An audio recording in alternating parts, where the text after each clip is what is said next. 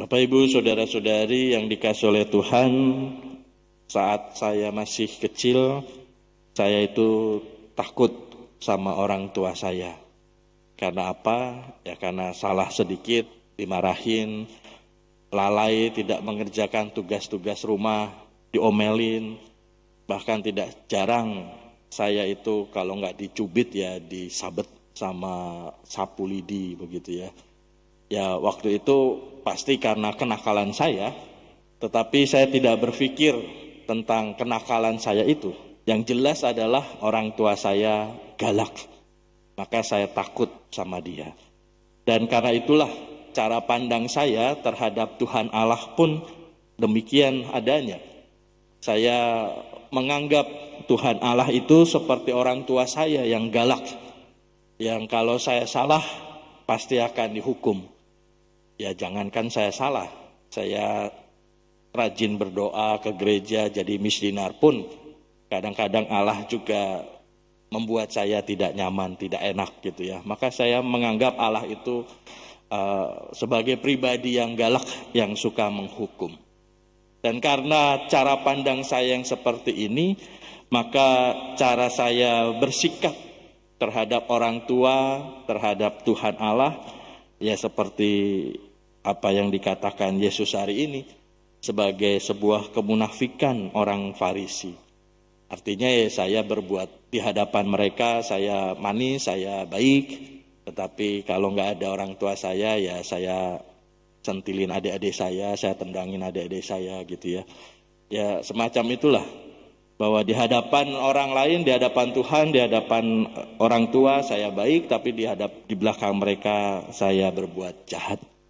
Itulah yang tidak dikehendaki oleh Tuhan. Tuhan Allah dalam hal ini Yesus mengajak kita untuk memperbaiki sikap, memperbaiki cara kita berelasi antara Tuhan dan sesama kita. Tidak seperti orang-orang Farisi yang munafik, tetapi seperti orang-orang yang takut. Bukan takut karena takut dihukum, tetapi takut kehilangan. Seperti orang yang saling mencintai. Mereka saling berbuat baik, bukan karena takut apa-apa, tetapi takut kehilangan. Demikian juga kita berbuat baik, bukan supaya Allah itu memuji, atau kalau kita berbuat jahat kita takut Tuhan itu menghukum, bukan.